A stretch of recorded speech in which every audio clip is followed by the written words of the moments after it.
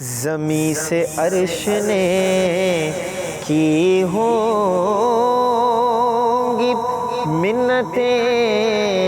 کیا کیا۔ السلام علیکم ورحمۃ اللہ وبرکاتہ۔ ایک مختصر سے وقفے کے بعد ناظرین کرام ایک مرتبہ پھر آپ کا دوست، آپ کا ہوسٹ اسامہ رضی آپ تمام کی خدمت میں حاضر ہے۔ علامہ صاحب بات کو کنٹینیو کرتے ہیں۔ میں آپ سے یہ پوچھنا چاہتا ہوں، واقعہ معراج ہم بیان کرتے ہیں، بہت سارے علماء کرام سے سنتے ہیں، حضور پہلے آسمان سے دوسرے آسمان سے اس طریقے سے منزلات طے کرتے ہوئے جو ہے وہ 7ویں آسمان تک پہنچے، رب تبارک و تعالیٰ سے ملاقات کی، واپس آئے۔ اب یہ ہو گیا معراج کا کمپلیٹ واقعہ جو ہم بچپن سے سنتے آ رہے ہیں۔ مجھے علامہ صاحب بیان یہ فرمائیے گا کہ بعد از معراج کیا ہوا؟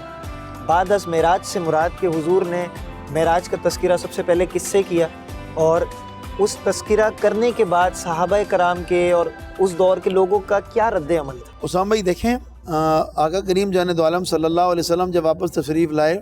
اول تو معراج کا جو سب سے بڑا تحفہ تھا وہ نماز تھا، اور جس کی مجھے آپ کو محافظت کرنی چاہیے۔ جیسے آپ نے اپنی گفتگو کے آغاز میں یہ کہا کہ نماز کی پابندی کرنی چاہیے۔ اب دیکھیے پھر آقا کریم جان دو عالم نور مجسم صلی اللہ علیہ وسلم کے ارشاد گرامی ہے، فرمایا نماز میری آنکھوں کی ٹھنڈک ہے۔ حضور نے اپنی آنکھوں کی ٹھنڈک جس کو ارشاد فرمایا، اس کا مطلب یہ ہے کہ جب امتی نماز پڑھتے ہیں تو آقا کریم علیہ الصلوۃ والسلام کی کو ٹھنڈک پہنچتی ہے۔ حضور امتی کی نماز سے خوش ہوتے ہیں، اور جب احباب اس معاملے میں سستی برتتے ہیں، کاہلی برتتے ہیں، تو یہ وہ چیزیں جو نبی کریم صلی اللہ علیہ وسلم کو مغموم کرتی ہیں۔ اور یقیناً رسول اللہ صلی اللہ علیہ وسلم ہمارے حال حال سے باخبر ہیں، آگاہ ہیں، ساری چیزیں محمد دو عالم صلی اللہ علیہ وسلم کے سامنے پیش کی جاتی ہیں۔ آقا کریم علیہ السلام جب واپس آئے نا، تو پہلے تو حضرت موسیٰ علیہ السلام سامنے آئے، نماز والی بات ہوئی، واپس بھیجنا، بار بار بھیجنا، اور پھر یہ 50 نمازوں سے 5 نمازیں رہ جانا۔ ایک تو یہ واقعہ ہمارے سامنے آتا ہے۔ پھر آقا کریم علیہ الصلوۃ والتسلیم نے سفر معراج کے بعد پھر جب واپس آپ تشریف لائے، اور پھر وہ جس طرح مشہور بات ہے کہ کنڈی بھی ہل رہی ہے اور بستر بھی گرم ہے، پھر آقا کریم علیہ السلام نے جب احباب سے ذکر کیا، ظاہر اس وقت مشرکین تھے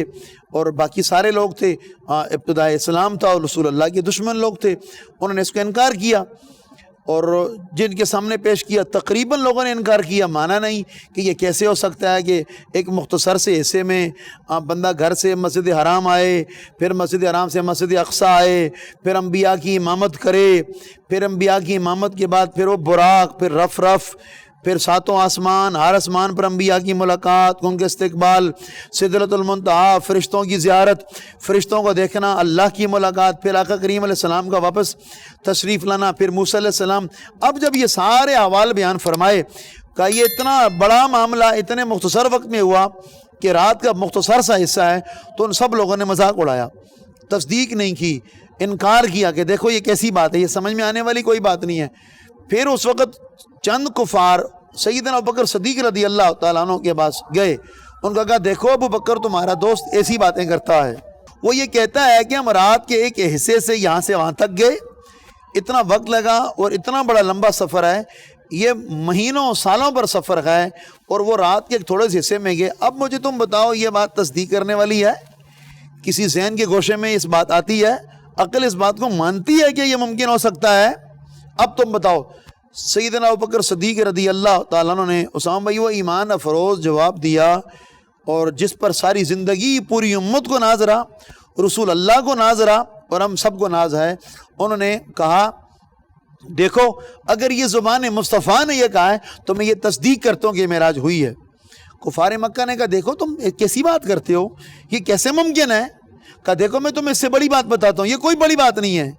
انہوں نے کہا اللہ ایک ہے، میں نے مان لیا۔ انہوں نے کہا میں اللہ کا نبی ہوں، میں نے مان لیا۔ جب ان کے کہنے پر میں نے اللہ کو اللہ مان لیا، انہوں نے کہا اللہ ایک ہے، میں نے مان لیا۔ انہوں نے کہا میں اللہ کا نبی ہوں، میں نے یہ مان لیا۔ جب ان کے کہنے پر میں نے اللہ کو مان لیا تو ان کے کہنے پر یہ کہنا کہ اللہ کی میں نے زیارت کی ہے تو کوئی بات ہی بڑی نہیں ہے۔ تو لہٰذا اگر یہ بات اس ہستی نے کی ہے جس کو لوگ صادق الامین کہتے تھے، تو میرا ایمان یہ گواہی دیتا ہے کہ رسول اللہ کی بات سچ ہے، حق ہے، اور آقا کریم جان دو عالم صلی اللہ علیہ وسلم کو اللہ قریب رہے، یہ معراج عطا فرمائی ہے۔ اور یہ بات جب رحمت دو عالم نور مجسم صلی اللہ علیہ وسلم کو معلوم ہوئی کہ میرے صدیق نے، میرے یار غار نے یہ بات کی ہے، اس کو تسلیم کیا معراج کو، تو تب وہ ابو بکر ابن ابی قحافہ تھے۔ اس معراج کی برکت کے بعد، رسول اللہ کے معراج کی تصدیق کے بعد، رحمت دو عالم جان دو عالم نے ان کو صدیق کے خطاب سے نوازا۔ یعنی کہ صدیق کا لقب جو ان کو اللہ نے حضور نے عطا فرمایا، ابوبکر رضی اللہ تعالیٰ عنہ صدیق کا لقب پاتے ہیں معراج کی تصدیق سے۔ یعنی کہ یہ اتنی بڑی بات تھی کہ قیامت کی صبح تک ان کا لقب صدیق پڑ گیا۔ جس طرح سیدنا عمر بن خطاب کو فاروق کا لقب ملا، سیدنا عثمان کو غنی کا لقب ملا، حیدر کرار کو وجہ اللہ کا لقب ملا،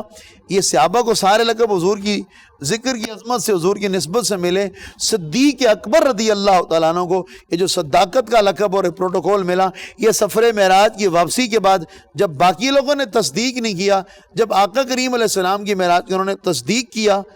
تب محبوب خدا نے ان کو صدیق کے لقب سے عطا جو ہے نا یہ مقام، یہ نسبت ان کو عطا فرمائی کہ تم صدیق ہو۔ پھر اسامہ بھائی نبی رحمت صلی اللہ علیہ وسلم جب معراج سے واپس آئے، معراج کے بعد کے حوال میں ایک یہ معاملہ ہے، کفار نے انکار کیا، آپ نے تصدیق کی، پھر آقا کریم علیہ السلام نے اسامہ بھائی بعد میں پھر دیکھیے جو جنت اور جہنم کے مناظر اللہ نے حضور اکرم نور مجسم کو دکھائے، سود خوروں کا انجام بتایا، بے نمازیوں کا انجام بتایا، فرمایا کچھ ایسے لوگ میں نے دیکھے کہ جن کی زبان کینچی سے کاٹی جا رہی ہے۔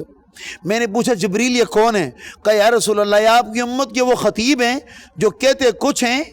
وہ کرتے کچھ اور ہیں۔ لِمَ تَقُولُونَ مَا لَا تَفْعَلُونَ قرآن کہتا ہے وہ بات کیوں کرتے ہو کہ جس پر عمل نہیں کرتے ہو۔ یہ وہ لوگ ہیں ان کی اس لیے زبان سے ان کی کینچی سے زبان کاٹی جا رہی ہے کہ جو کہتے ہیں یہ اس پر عمل نہیں کرتے۔ پھر سود خوروں کا انجام بیان فرمایا، پھر شرابیوں کا انجام بیان فرمایا، زانیوں کا انجام بیان فرمایا، امانت میں جو خیانت کرتے ہیں اس کے انجام کو رسول اللہ نے بیان فرمایا۔ یہ جتنی سزائیں آقا کریم جان دو عالم صلی اللہ علیہ وسلم نے جہنمیوں کی دیکھی، اور آنے کے بعد اپنی امت کو یہ بتایا کہ میری امت سود خوری والا کام نہیں کرو، زنا والا کام نہیں کرو، چوری والا کام نہیں کرو، بددیانتی والا کام مت کرو، امانت میں خیانت والا کام مت کرو، ورنہ جو حال میں نے دیکھا ہے اللہ کی بارگاہ میں اس کی پکڑ بڑی سخت ہے، اس کا تمہیں سامنا کرنا پڑے گا اس عذاب سے جس کو قرآن نے کہیں عذاب مہین کا، کہیں عذاب علیم کا، کہیں عذاب شدید کا، کہیں عذاب ذنتقام کے لقب سے قرآن مجید نے مختلف قسم کے عذاب کو قرآن نے جو ڈسکرائب کیا ہے، حضور اکرم نے بیان فرمایا کہ یہ سارا میں نے حال دیکھا ہے، میری امت یہ میری رحمت کے صدقے میرے وسیلے سے تم پر یہ کرم ہوا ہے، یہ مہربانی ہوئی ہے، لہذا تم ایسا کوئی کام مت کرنا جو معراج کی رات میں نے لوگوں کو اس تکلیف میں، جہنمیوں کو دیکھا، اس تکلیف میں دیکھا، اس تکلیف کو دیکھا۔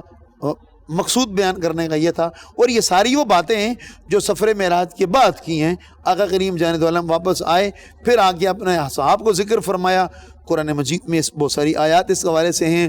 اور پھر احادیث بہت ساری ان ساری باتوں کے حوالے سے جو آقا کریم علیہ الصلوۃ والتسلیم نے آ کر بیان فرمائی ہیں۔ زمیں سے عرش نے کی ہوں گی منتیں کیا کیا،